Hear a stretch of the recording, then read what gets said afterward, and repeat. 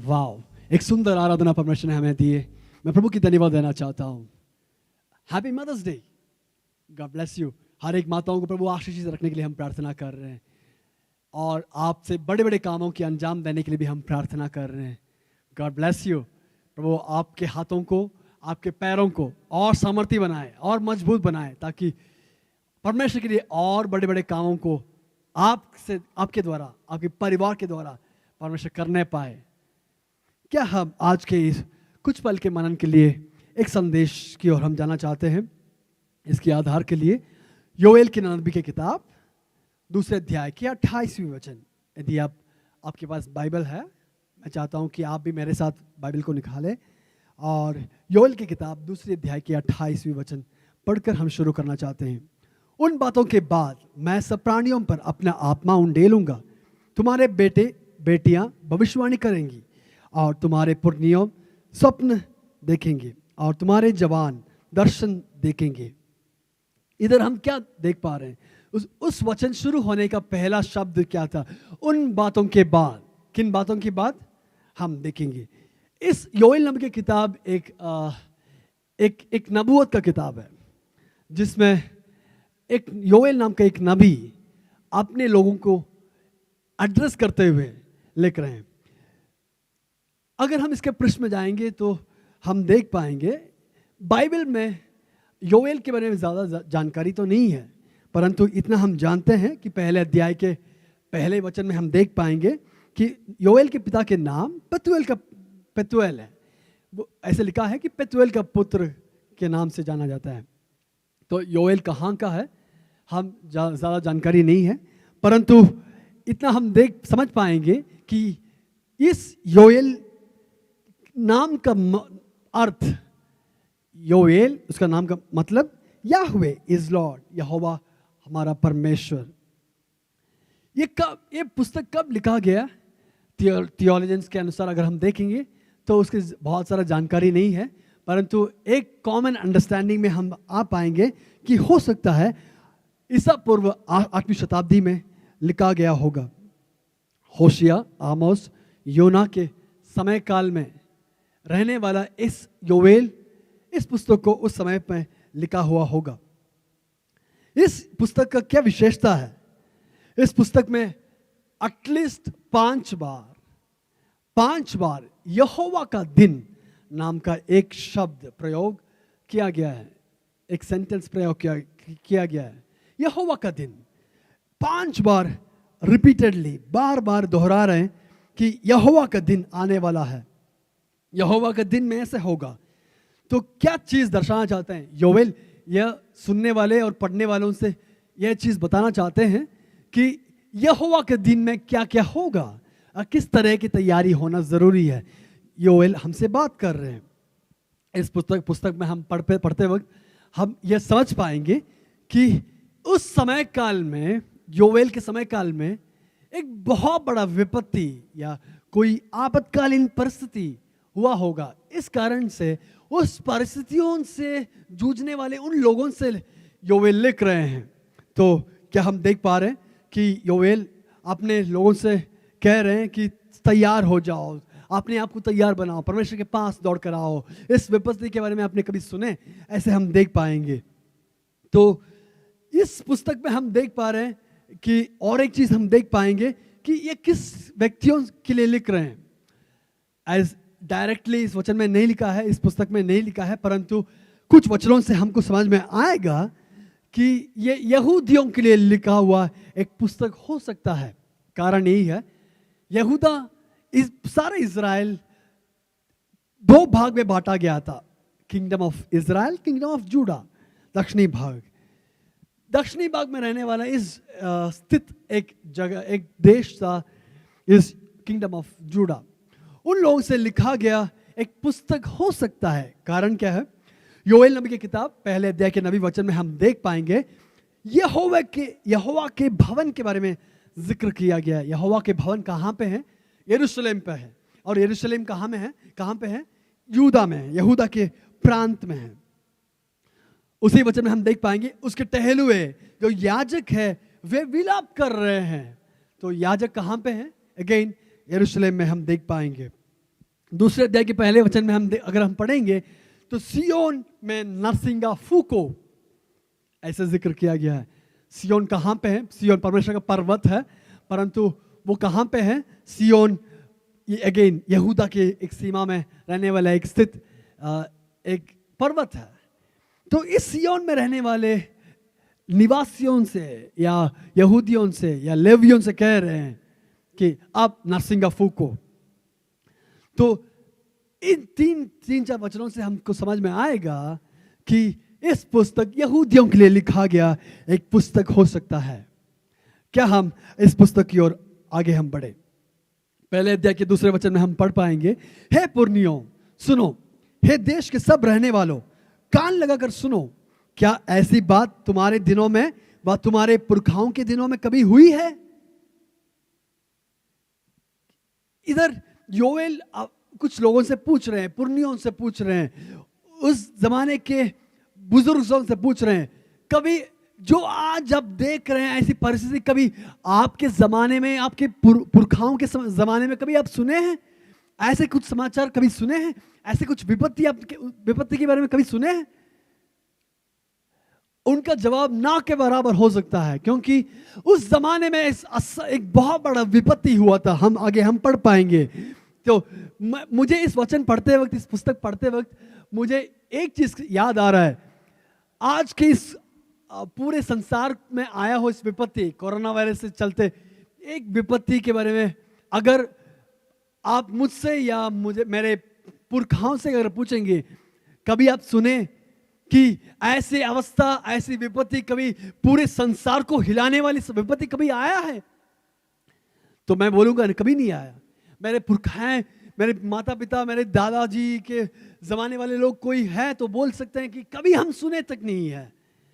पूरे संसार को हिलाने वाले एक विपत्ति कभी हुआ हम नहीं जानते हैं, परंतु इतना हम जान सकते हैं, मेरे समझ के अनुसार अगर मैं देखूंगा तो मुझे समझ में आएगा कि नूह के समय काल के बाद मेरे ख्याल से पहली बार हो सकता है कि आज पूरे संसार एक समान वो एक समस्याओं से जूझ रहे हैं। हो सकता है, मैं विश्वास कर रहा हूं यहूदा, इस योएल बहुत सारी जानकारी के बिना आपने इस पुस्तक लिख रहे हैं कि हो सकता है यहूदियों के लिए लिख रहे हैं, परंतु इतना भी मुझे एक समझ में आ रहा है कि वो यहूदियों के लोगों के लिए ही सीमित रखना नहीं चाहता है, परंतु पढ़ने वाले, सुनने वाले हर एक व्यक्तियों को एक समान समझने के समान हो सकता है। आज के इस युग में रहने वाले लोगों के लिए योएल नबी हमारे लिए लिख रहा होगा। हम इस वचन से हम देख पाएंगे, हे पुरनियों सुनो, हे देश के सब रहने वाले हो कान लगाकर सुनो, क्या ऐसी बात तुम्हारे दिनों में व तुम्हारे पुरखाओं के दिनों में कभी हुई है? एक बहुत बड़ा प्रश्न हमारे सामने योएल नबी रख रहे हैं। अब सुनो तीसरे वचन, अपने लड़के बालों से इसका वर्णन करो, और वे अपने लड़के बालों से और फिर उनके लड़के बाले आने वाले पीढ़ी के लोगों से कहना है। योएल कह रहे हैं सुनो, ऐसे घटना है जो आज तक नहीं सुने हैं, अब अपने बच्चों को सिखाओ, बच्चों को इसके बारे में जिक्र करो। वे अपने बच्चे उनके बच्चों से जिक्र करेंगे। एक इतिहास के रूप में रचो, एक इतिहास के पुस्तक में रूप में इसको रचो, क्योंकि एक बहुत बड़ा विपत्ति आ चुका है।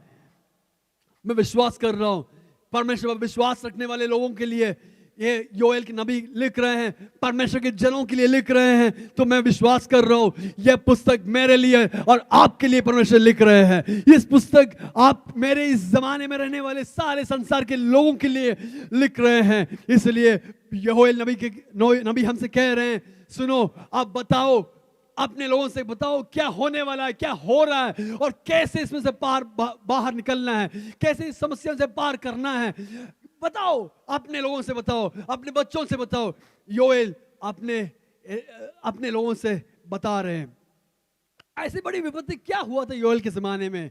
उसके चौथे वचन में हम पढ़ पाएंगे तो समझ में आएगा, जो कुछ गदाम नाम का टिड्डी से बचा उसे अरबे नाम टिड्डी ने खा लिया, और जो कुछ अरबे नाम टिड्डी से बचा उसे येलेक नाम टिड्डी ने खा लिया। जो कुछ येलेक नाम टिड्डी ने से बचा उसे हासिल नाम टिड्डी ने खा लिया है। यदि हम इस वचन को पढ़ेंगे तो हमको कंफ्यूज होगा कि ये कौन सा किस तरीके के टिड्डी है, कौन सी स्पीशीज है। तो अगर हम ये जो शब्द है मेरे जानकारी के अनुसार अगर हम देखेंगे तो वो हिब्रानी भाषा से डायरेक्टली ट्रांसलिटरेट किया गया है, इसलिए वो गजाम, अरबे, येलेक और हासिल ये जो नाम है वो टिड्डियों के 4 स्टेजेस को बताता है। जैसे इंग्लिश में अगर हम पढ़ेंगे तो लार्वा, प्यूपा, ऐसे स्टेजेस है, उसी तरह 4 स्टेजेस को जिक्र कर रहे हैं। तो क्या बता रहे हैं, एक बहुत बड़ा एक टिड्डियों के एक समूह आ चुका था और इस समूह ने क्या किया, एक बहुत बड़ा विपत्ति ला चुका था। इसलिए उस दूसरे अध्याय के 25वें वचन में अगर हम पढ़ेंगे तो परमेश्वर कह रहे हैं कि मेरे द्वारा भेजा गया एक बहुत बड़ा सेना है।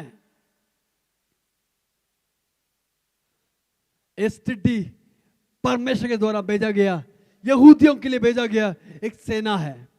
मैं नहीं जानता हूं कि कोरोना वायरस परमेश्वर के द्वारा भेजा गया एक वायरस है या नहीं, मैं बोलने नहीं चाहता हूं, परंतु इतना मैं जानता हूं चाहे कुछ भी हो, सारे दुनिया इस योएल के समय पर जो हो रहा था ऐसे ही अवस्था सारे दुनिया आज उसी मुसीबतों से होकर गुजर रहे हैं। और जैसे योएल नबी जिक्र कर रहे हैं उसी तरह यदि हम परमेश्वर के पास लौट कर आएंगे तो परमेश्वर हमें उस समस्याओं से छुड़ाने के लिए परमेश्वर चाहते हैं। इसलिए परमेश्वर कह रहे हैं कि मेरे द्वारा भेजा गया एक सेना है और उसमें से छुड़ाना मैं चाहता हूं।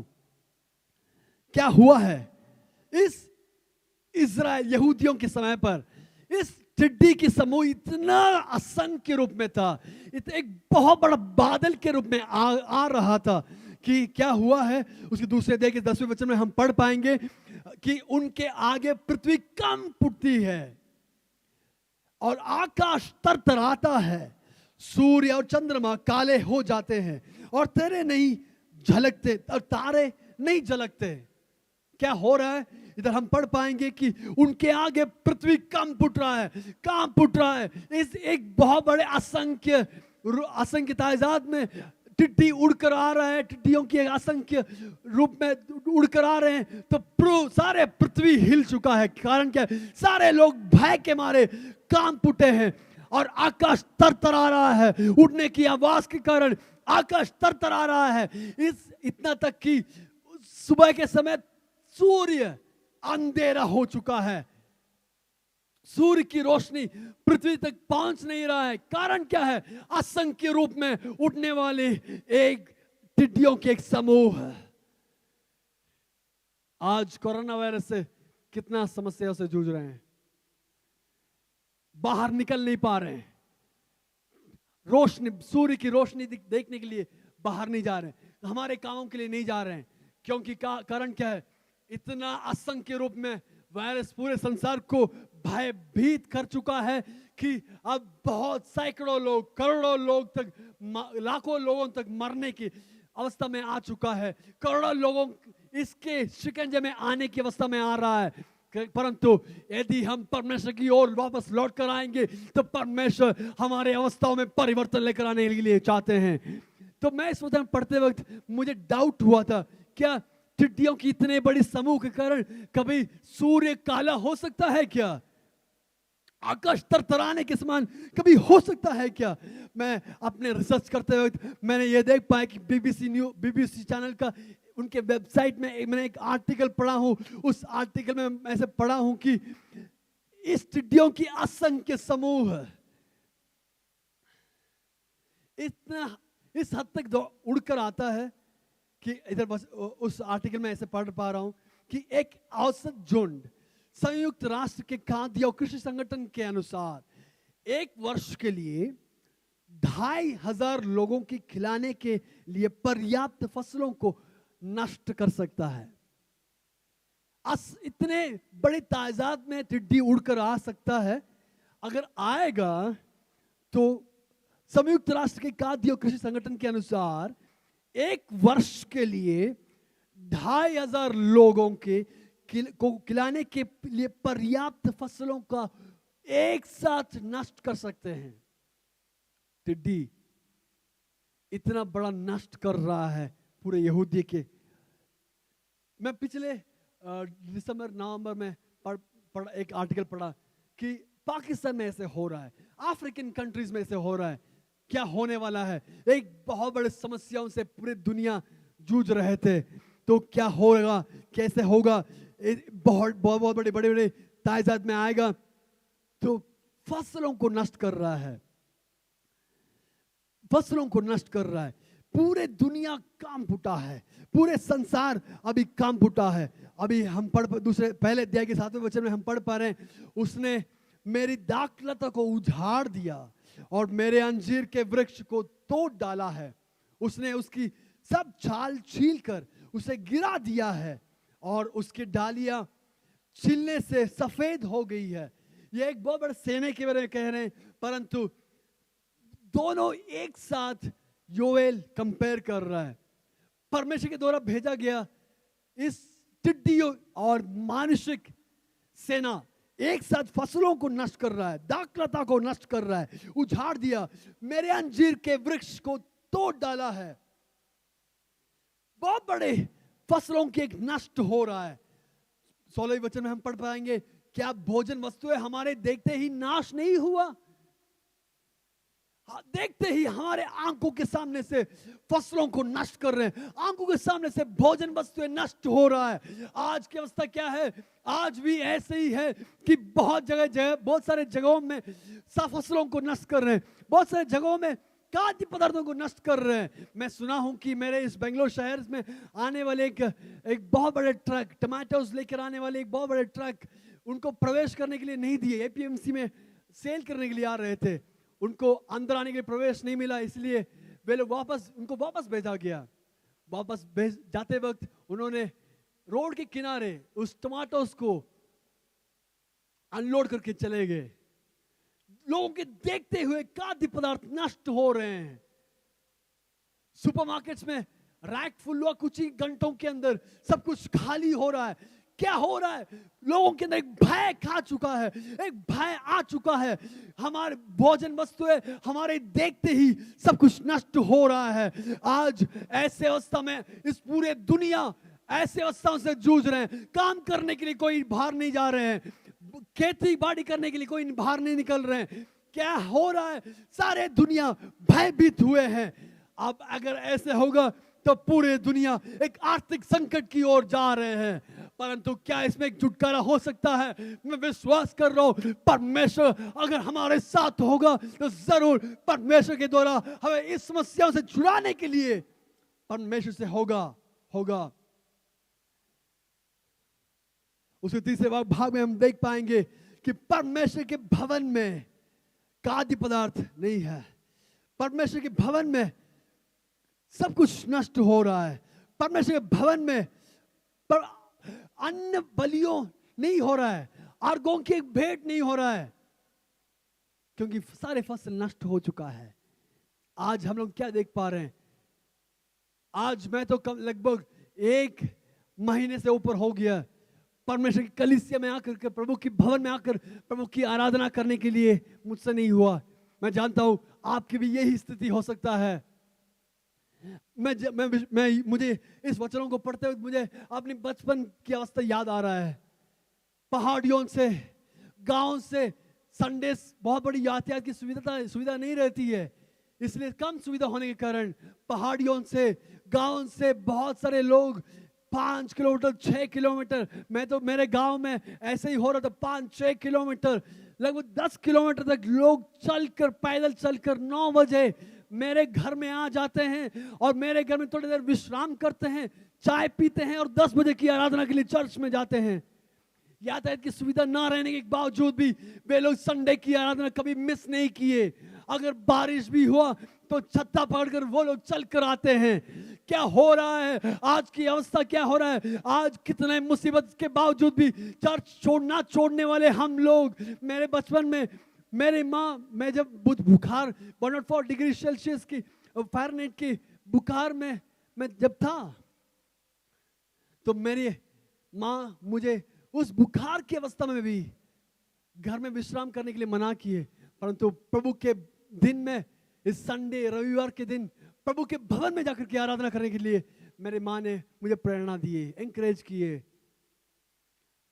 चाहे बीमार हो, चाहे सर दर्द हो, पैर दर्द हो, चाहे कितने बड़े मुसीबत हो, कितना बड़े बारिश की अवस्था हो, हम लोग चर्च मिस करने के लिए 2 बार सोचते हैं। परंतु आज क्या हो रहा है, हम लोग कितने सारे हफ्ते हो चुके हैं कि प्रभु के भवन में आकर प्रभु की आराधना करने के लिए, भेंट चढ़ाने के लिए, स्तुतियों की भेंट चढ़ाने के लिए हमसे नहीं हुआ है।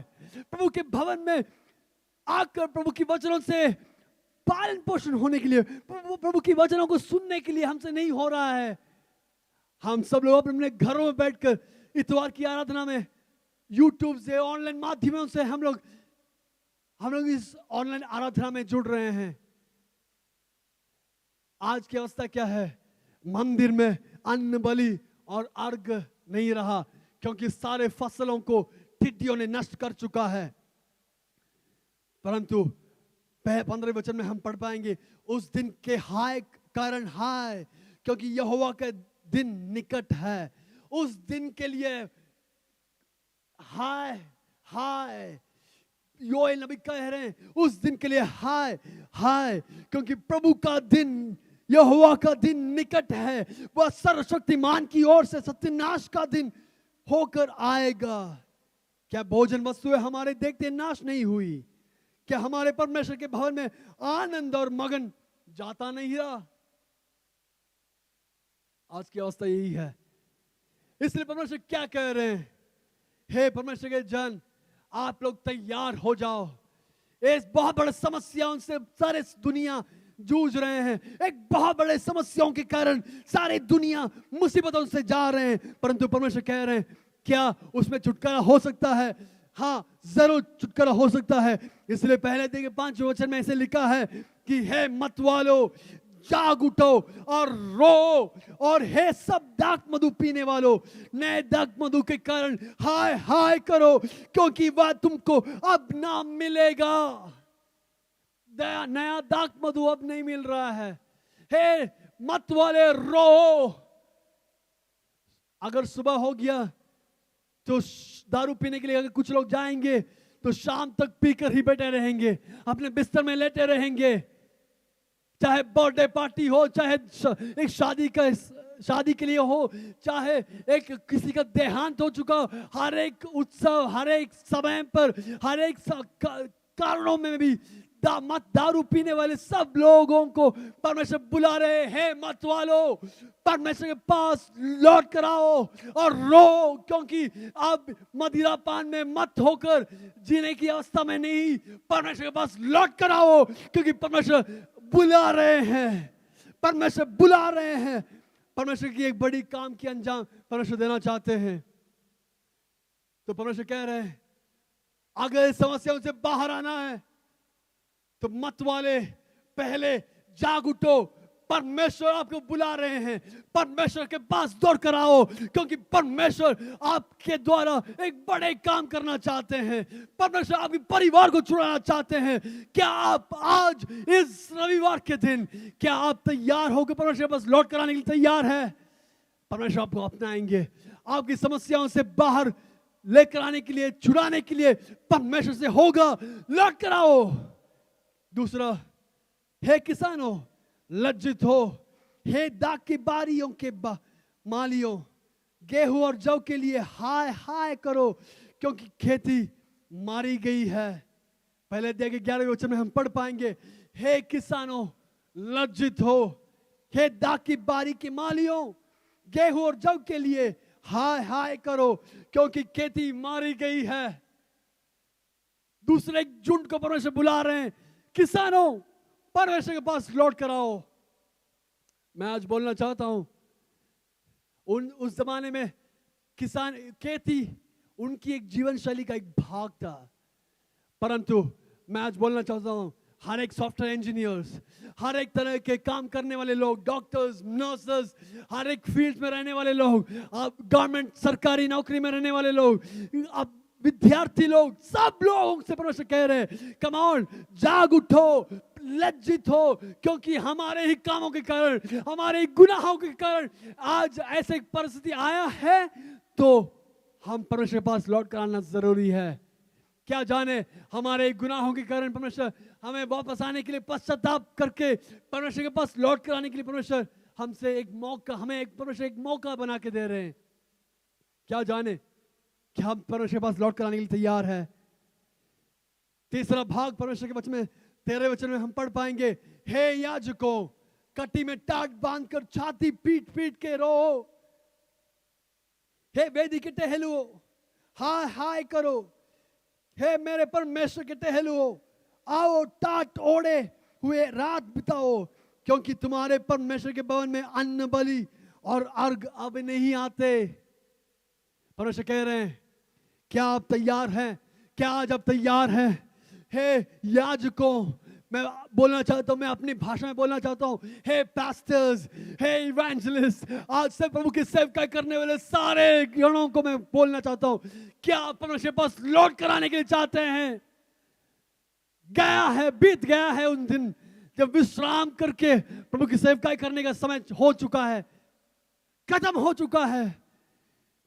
क्या हम तैयार होने के लिए तैयार है? क्या प्रभु के पास लौट कर आने के लिए तैयार है? कैसे आना है? टाट बांध कर छाती पीट पीट के रो, हे वेदी के टहलुओ हाय हाय करो। क्या आप तैयार है आज? मैं जानता हूं इस लॉकडाउन के कारण बहुत सारे पास्टर्स अपने विश्वासियों को देखभाल करने के लिए, आत्मिक मन्ना पहुंचाने के लिए उनसे नहीं हो रहे हैं। और कुछ ऐसे भी काफी लोग हैं जहां पे वो बिल्कुल बहुत से संसाधन होने के कारण भी, सुविधा होने के कारण भी वो नहीं चाहते हैं, विश्राम करना चाहते हैं।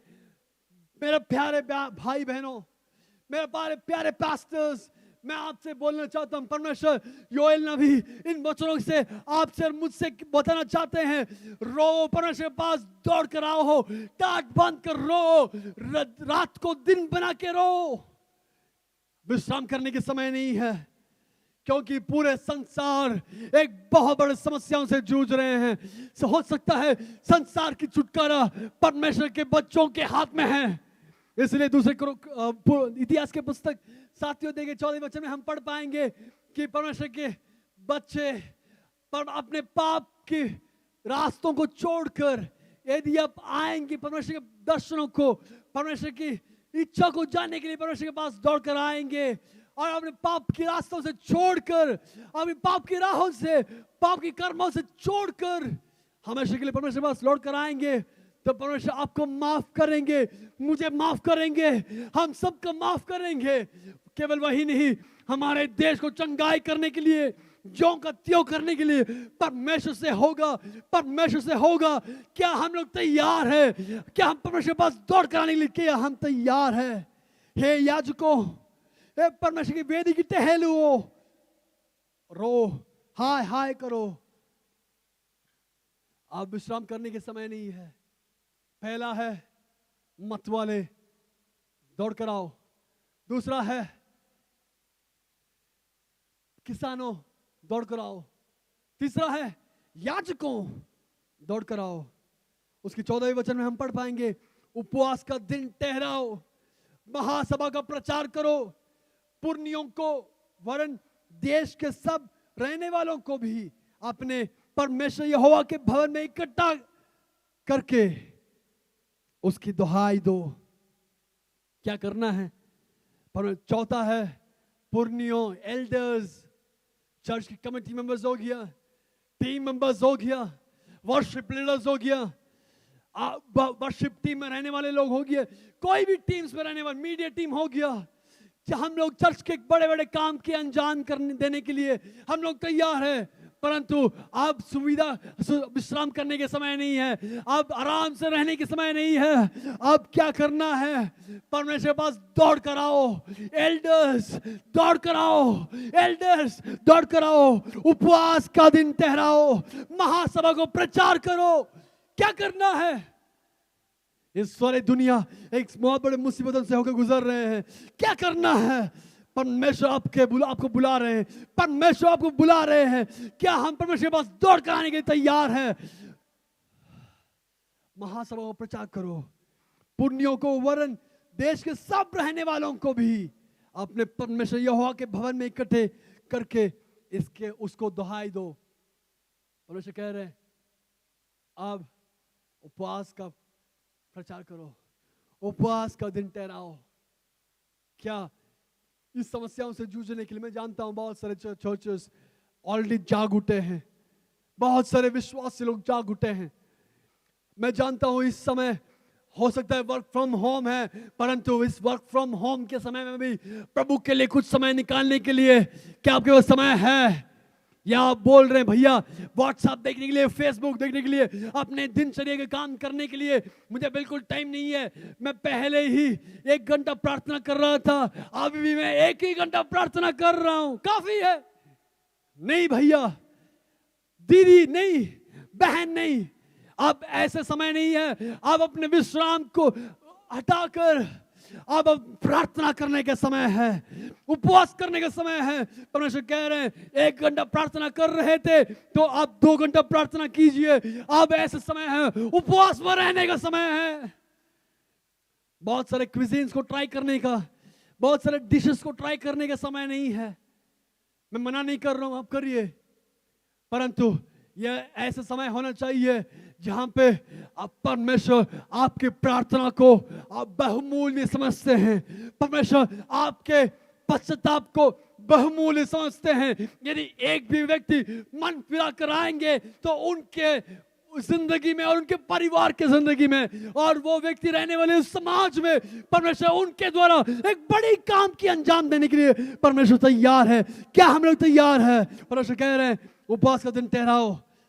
दूसरे दिन के 16वें वचन में हम ऐसे पढ़ पाएंगे, लोगों को इकट्ठा करो, सभा को पवित्र करो, पुण्यों को बुला लो, बच्चों और दूध पियों को भी इकट्ठा करो।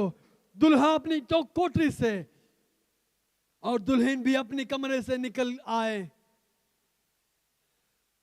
पहला है किसान, पहला है मतवाले, दूसरा किसान, चौथा तीसरा याजकगण, चौथा पुण्य। 5वें भाग वचन में हम पढ़ पाएंगे, सभा को पवित्र करो, चर्च तैयार हो जाइए। यह आपका समय है, यह मैं बेतेलेजी चर्च का समय है, यह समय है बेतेलेजी हिंदी आराधना का समय है। क्या हम लोग तैयार हो सकते हैं? पुण्यों को बुला लो, एल्डर्स को बुलाओ, बच्चों को बुलाओ, अब दूध पियों को भी बुलाओ, क्योंकि सब लोगों की चिल्लाहट आहट परमेश्वर के चरण तक, परमेश्वर के भवन तक, उस स्वर्ग तक पहुंचने पाए। हमारी प्रार्थना मायना रखता है, हमारी जो उपवास परमेश्वर सन्निधि में बहुत मायना रखता है, बहुत कीमती है। क्या हम लोग तैयार है? दुल्हा और दुल्हन, मैं ऐसे काल्पनिक तरीके से अगर कहूंगा तो दुल्हन और दुल्हन जो है, आप ऐशो पहले आपने अपने जिंदगी के पहले कुछ महीनों में जिस तरह ऐशो आराम से रहते हैं उस तरह से रहने की समय नहीं है। हे दुल्हन, हे दुल्हा, आप अपने कोठरियों से, कमरे से बाहर निकल के आओ, क्योंकि अपने परिवार के अंदर बहुत बड़े ऐशो आराम से जीने के लिए समय नहीं है। यह समय परमेश्वर चरणों में घुटना टेकर यदि आप तैयार हो जाएंगे, प्रार्थना करेंगे, तो आपके घुटना अगर टेकेंगे तो इस दुनिया की घुटना इस समस्याओं के सामने घुटना टेकने के लिए नहीं हो, कारण नहीं बनेगा। यदि विश्वासियों की घुटना टेकेंगे तो इस दुनिया समस्याओं के सामने, हमारे भारतवर्ष आर्थिक समस्याओं के सामने घुटना नहीं टेकेगा। हमारी प्रार्थना में बहुत मायना रखता है, हमारी प्रार्थना में बहुत मतलब है, हमारे प्रार्थना में बहुत बड़े सामर्थ्य है। तैयार हो जाइए। कैसे रोना है, कैसे प्रार्थना करना है, कैसे रात को दिन बना के प्रार्थना करना है। पहले देखिए 8वें वचन में हम ऐसे पढ़ पाएंगे, जैसे युवती अपने पति के लिए कटी में टाट बांधे हुए विलाप करती है, वैसे ही तुम भी विलाप करो। मैं ये वचन अंग्रेजी में पढ़ना चाहता हूं। Lament like a virgin girded with sackcloth for the husband of her youth। कैसे विलाप करना है? इस वचन में लिखा है वर्जिन, उसका मतलब क्या है? मैं ऐसे बोल सकता हूं, काल्पनिक तरीके से अगर मैं बोलूंगा तो शादी करके उस नए दंपति उस चर्च के अंदर से बाहर निकले, घर की ओर जा रहे हैं, और रास्ते में वो दुल्हन, वो हस्बैंड को हार्ट अटैक हो गया और मर गए। वो दुल्हन की अवस्था क्या होगा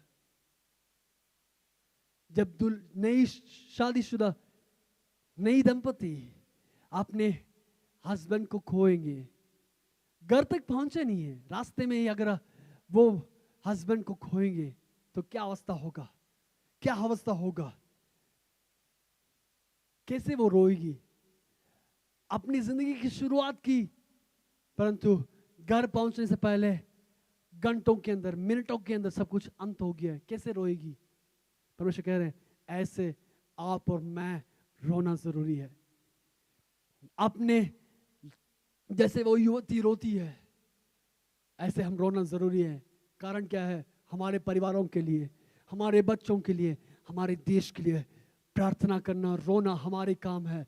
हाँ, परमेश्वर इन समस्याओं से छुड़ाने के लिए सक्षम और सामर्थ्य है।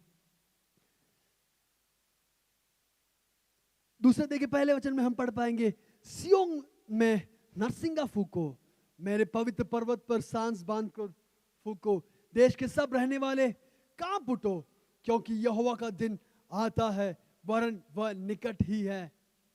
सियोन में नरसिंगा फूको, उसका मतलब क्या है? सभा को इकट्ठा करो, प्रचार करो इस संदेश को। मैं इस बेथेल चर्च के प्लेटफॉर्म से नरसिंगा के फूकने के समान मैं संदेश को ऑनलाइन माध्यमों के द्वारा मैं आपके पास तक पहुंचा रहा हूं। नरसिंगा फूको। कैसे फूकना है?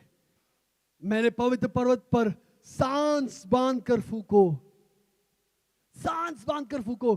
भैया, इतने दिन जैसे आप फूक रहे थे ऐसे काफी नहीं है, आप थोड़ा कस कर फूको, ताकि वो जो फूकने की आवाज है, वो साउंड वेव्स की जो लीडिंग एज, अगर इस लिमिट तक अगर आप साधारण तरीके से फूकते वक्त वो लीडिंग एज इस लेवल तक, इस बाउंड्री तक पहुंच सकता है, तो परमेश्वर कह रहे हैं सांस बांध कर और कसकर फूको, ताकि इस बाउंड्री के बाहर रहने वाले लोग भी उस फूकने की आवाज को सुनने पाए। इस बाउंड्री के बाहर रहने वाले लोग भी उस आवाज को वो फूकने की आवाज को सुनने पाए। ये जो है पश्चाताप करने की समय है, ये जो समय है। हाँ भैया, मैं आपसे बता रहा हूं, यदि आप दूर से बुला रहे हैं, आप दूर में खड़े हैं, कलीसिया के पास नहीं आना चाहते हैं, बपतिस्मा नहीं लेना चाहते हैं, भैया मैं आपसे बोल रहा हूं, भैया इस समय जो है आपका समय है। यदि आप परमेश्वर बस दौड़ कर आएंगे, परमेश्वर आपके जिंदगी में जो कुछ नष्ट हुआ है सारे चीजों को वो पुनर्स्थापित करने के लिए परमेश्वर सक्षम है, परमेश्वर है। क्या आप तैयार है? क्या आप तैयार है? सियोन में नरसिंगा फूको, मेरे पवित्र पर्वत पर सांस बांध कर फूको, देश के सब रहने वाले कांप उठो, क्योंकि यहोवा का दिन आता है, वरन बहुत निकट ही है। बहुत समय नहीं है भैया, आराम करने के लिए, अपने करियर को बढ़ाने के लिए बहुत समय नहीं है। परमेश्वर का दिन जल्द आने वाला है। हो सकता है आज रात, हो सकता है कल होगा, या इस महीना होगा, अगले महीने होगा, इस साल होगा, हम नहीं जानते कब होगा, परंतु इतना मैं जान पाऊंगा कि आपकी और मेरी जिंदगी अनिश्चित है।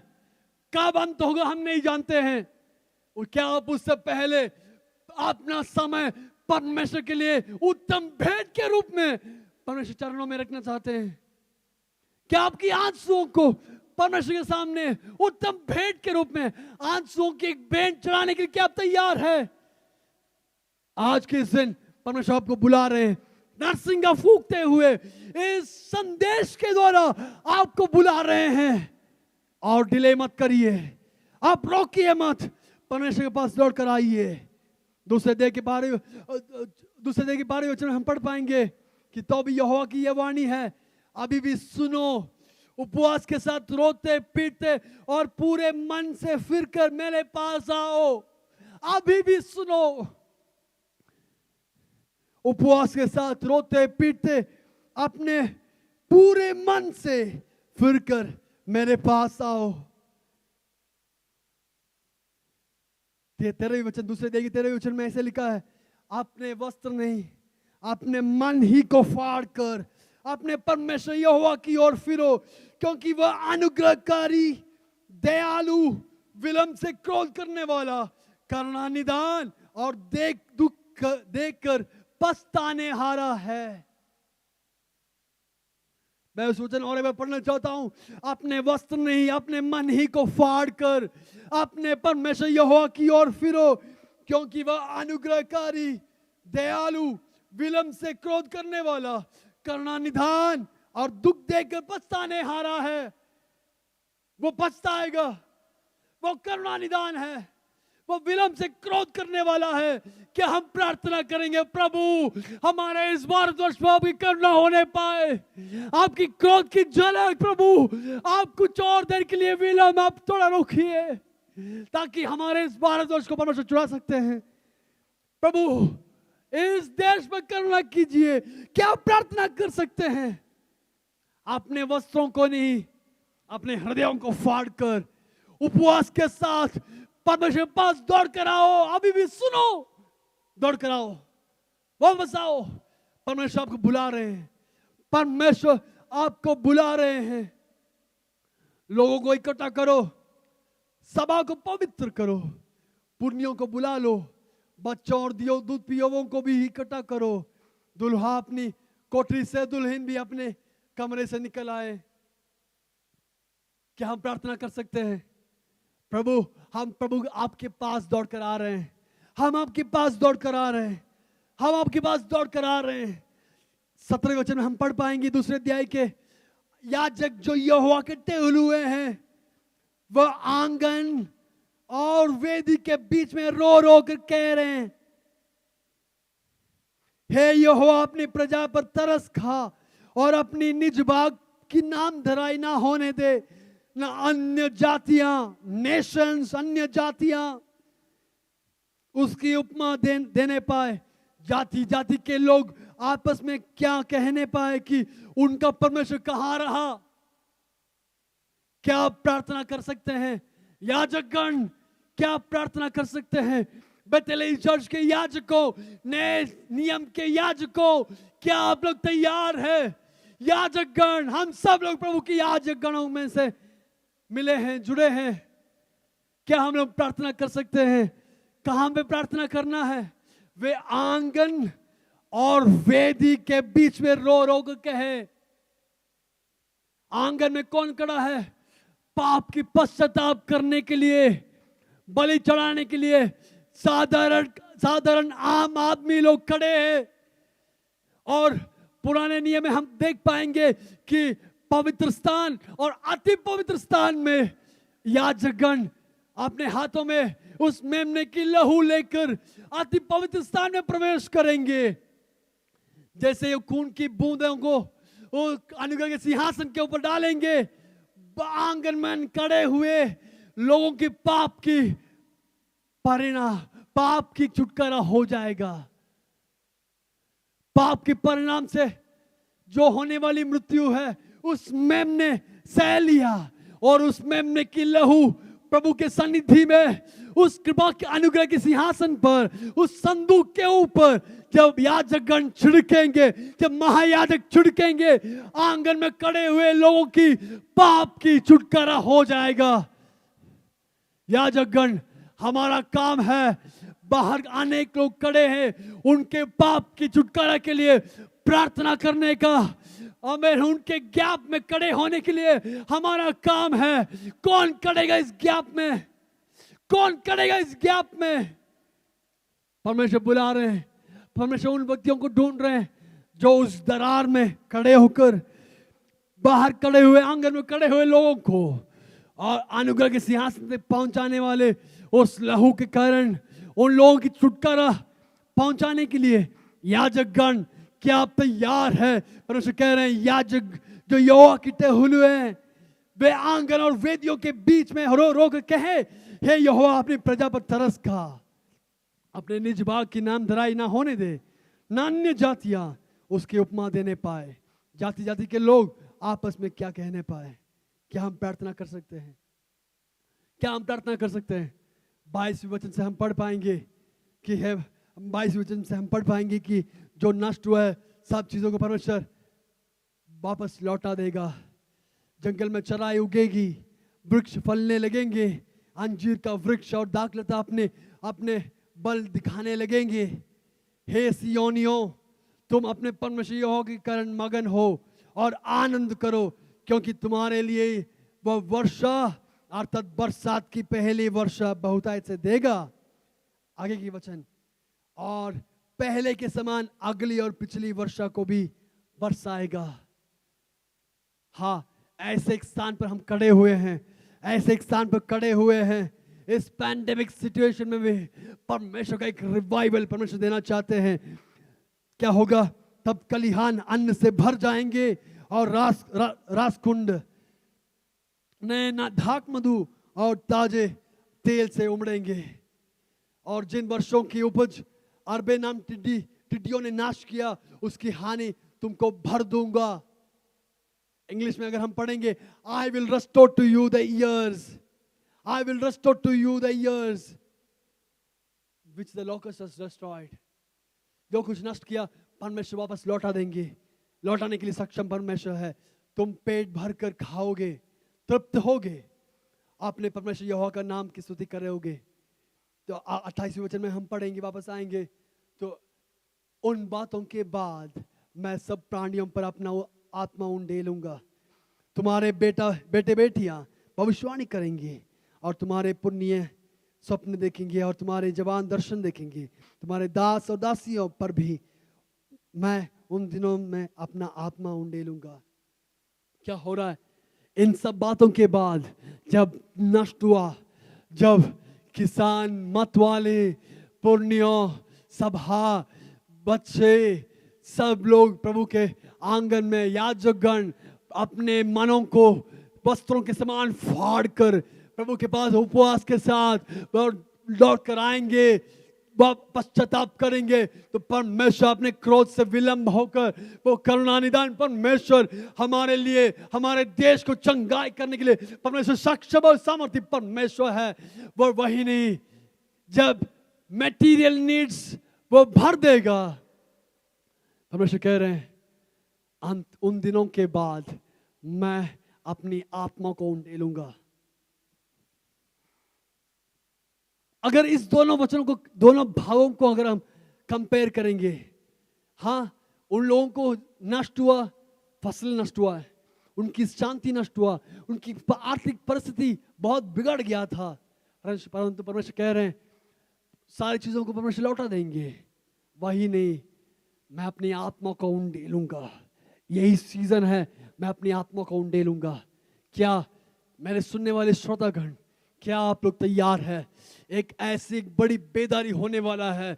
मैं जानता हूं ऐसी टिड्डियों की अवस्था से के समान इस पूरे संसार एक बहुत बड़े नुकसान से होकर गुजर रहे हैं, परंतु टहलुए याजकगण, प्रभु के बच्चे यदि अपने परमेश्वर के सामने घुटना टेक कर उपवास करते हो, प्रार्थना करने के लिए तैयार हैं, भैया इस समय जो है अपने व्हाट्सएप में बने रहने के लिए नहीं, ये जो समय है अपने फ्रेंड्स के साथ चैटिंग करने के लिए, घूमने के लिए, फिरने के लिए समय नहीं है। ये 10 घंटे के ऑफिस वर्क 14-16 घंटा एक साथ करके थके हुए और प्रार्थना करने के लिए समय नहीं है। नहीं भैया, वो एक समय पर है, परंतु उससे अधिक परमेश्वर चाहते हैं। अब ऐसी स्थिति है, परमेश्वर सामने घुटना टेककर उपवास के साथ प्रार्थना करो। परमेश्वर बुला रहे हैं, परमेश्वर एक बहुत बड़ा बेदारी परमेश्वर इस भारतवर्ष में देना चाहते हैं। परमेश्वर कह रहे हैं, मैं अपनी आत्मा को उंडेलूंगा, मैं अपनी आत्मा को उंडेलूंगा, अपनी वरदानों को उंडेलूंगा। क्या हम तैयार हैं? क्या हम तैयार हैं? मैं जानता हूं जैसे पूरी जमीन की जुताई के बाद बुआई की जाती है, सारी जमीन की जुताई के बाद बुआई की जाती है। ऐसे ही पूरे संसार इस समस्याओं के कारण, उसी तरह पूरी दुनिया का दिल एक महान जागृति के लिए आज की परिस्थितियों के कारण तैयार हो गया है, तैयार हो गया है। सारे संसार के लोगों की मन तैयार हो गया है, पूरे मन के साथ प्रभु को ढूंढने लगे हैं। ये जो है समय है हमें प्रभु के पास लौट कर आने का। ये जो समय है पवित्र आत्मा का समय है। This the season of a great revival. ये जो समय है एक बहुत स्पिरिचुअल अवेकनिंग का, आत्मिक जागरण का समय है। क्या आप लोग घुटना टेके प्रार्थना करेंगे और आपके प्रार्थना के कोने के अंदर, कमरे के अंदर पवित्र आत्मा की बेदारी आपके ऊपर होगा। एक जगह पर परमेश्वर मटेरियल नीड्स को फुलफिल करेंगे, उससे अधिक परमेश्वर चाहते हैं आपके अंदर पवित्र आत्मा की एक नई स्तर, एक नई मेजर, परमेश्वर एक नई माप आपके ऊपर डालकर आपको भर देना चाहते हैं, अपनी वरदानों से भरना चाहते हैं। क्या आप तैयार हैं? जैसे पहली शताब्दी में पूरे संसार में सुसमाचार पहुंचा, इस 20वीं सदी के प्रारंभ दिनों में 1900s के पहले सालों के अंदर आज़ूज़ा स्ट्रीट में जो रिवाइवल शुरू हुआ था, पूरे संसार में एक ही समान जैसे हुआ था, ऐसे ही अब ऐसा सीजन आ चुका है 2020-21 जो है पूरे संसार के अंदर एक बहुत बड़ा बेदारी का समय आ चुका है। दिस सीजन, क्या कलीसिया तैयार हो जाएंगे एक बहुत बड़े काम की अंजाम देने के लिए? शैतान की साम्राज्य को तोड़कर, शैतान की सारी कामों को तोड़कर परमेश्वर अपने कामों को अंजाम देने के लिए चाहते हैं। जो कुछ नष्ट हुआ, हमारे देश को चंगा करना चाहते हैं।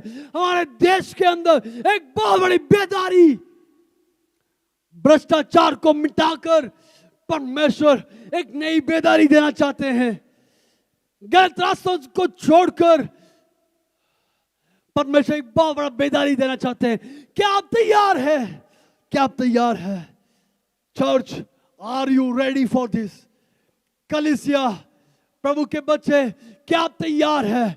ये जो समय है एक बहुत बड़ा समय है। ये इन अंतिम दिनों में परमेश्वर अपनी आत्मा उंडेलेंगे। यही है वो सीजन, यही है वो सीजन जब सारी दुनिया इस टिड्डियों के समान अंधेरा में छा गए। वो नहीं जानते कि कैसे समस्याओं के बाहर आ जाए, परंतु प्रभु के बच्चे होने के नाते हम जानते हैं इस समस्याओं का हल परमेश्वर के द्वारा होगा। कि हम लोग प्रार्थना करें, आंखों को बंद करें, हम प्रार्थना करेंगे। प्रभु जी राखा, कुछ पल हम प्रार्थना करेंगे, कुछ पल प्रार्थना कीजिए। जहां पे आप बैठे हैं उधर एक घुटना टेके प्रार्थना कीजिए। ये जो समय है आराम से सोफे के ऊपर बैठकर सुनने का समय नहीं है। चटाई बिछाइए, घुटना टेके प्रार्थना कीजिए। शाबाला खड़ा दला, क्या आपने अपने स्थानों से उठकर, यदि आप घुटना टेक सकते हैं तो घुटना टेक के प्रार्थना कीजिए। यदि आप खड़े होकर प्रार्थना करना है, खड़े होकर प्रार्थना कीजिए, परंतु प्रार्थना कीजिए। एक बहुत बड़ा बेदारी आपके द्वारा, हमारे द्वारा होना चाहते हैं परमेश्वर। क्या will you yield yourselves for that great awakening? क्या हम लोग तैयार हैं? क्या हम लोग तैयार हैं? क्या हम लोग तैयार हैं? हम प्रार्थना करेंगे, आंखों को बंद करें, हम प्रार्थना करेंगे। प्रभु जी, इस सुंदर दिन के लिए हम धन्यवाद करते हैं। प्रभु, हम जानते हैं एक बहुत बड़ा बेदारी का समय आ चुका है। प्रभु, अब हमारी कलीसिया, हमारी सभा आपके सामने घुटना टेक कर, याजकगण होने के नाते प्रभु हम लोग घुटना टेक कर प्रार्थना कर रहे हैं। प्रीस्ट, पास्टर्स, इवेंजलिस्ट, हम सब लोग एक साथ घुटना टेकर प्रार्थना कर रहे हैं। प्रभु, हमारे पापों को माफ करिए, हमारे गुनाहों को माफ करिए। प्रभु जी, ये जो संदेश है तुरही सांस पकड़कर फूकने के समान, तुरही के समान, तुरही की आवाज के समान, प्रभु आखिरी पॉइंट पर खड़े हुए व्यक्तियों तक प्रभु जी इस संदेश पहुंचने पाए, एक बहुत बड़ा बेदारी के अंजाम देने पाए। प्रभु जी, प्रभु हमारे वस्त्रों को नहीं, हमारे ही हृदयों को, मनों को फाड़ कर प्रभु जी, हमारे गुनाहों के लिए, हमारे देश के लिए हम लोग प्रभु जी रो कर प्रार्थना कर रहे हैं। प्रभु हमें सहायता कीजिए। आपके पास लौट कर आ रहे हैं, आपकी सहायता मांगते हैं, आपकी अनुग्रह हम मांगते हैं प्रभु, आपकी सहायता मांगते हैं प्रभु, सहायता कीजिए। हाँ प्रभु, आपकी बेदारी के बिना हम कुछ नहीं कर पाएंगे, आपकी आशीष के बिना हम कुछ नहीं कर पाएंगे, आपकी सहायता के बिना हम कुछ नहीं कर पाएंगे प्रभु। हमें अगुवाई कीजिए। We run unto you God. हम लोग आपके पास लौट कर आ रहे हैं, हम लोग आपके पास लौट कर आ रहे हैं। सहायता कीजिए, हमारी प्रार्थना आप सुनिए प्रभु जी। इस वचनों को सुने हुए हर एक व्यक्तियों को प्रभु जी, कल सुनने वाले हर एक व्यक्ति, आने वाले दिनों में हर एक सुनने वाले हर एक व्यक्तियों तक प्रभु जी इस संदेश से एक बहुत बड़ी जागरण के अंजाम देने पर प्रभु जी सहायता कीजिए। हमारी प्रार्थना सुनिए, सब कुछ प्रभु यीशु मसीह के नाम से प्रार्थना सुनिए और कबूल कीजिए प्रभु जी। आमीन।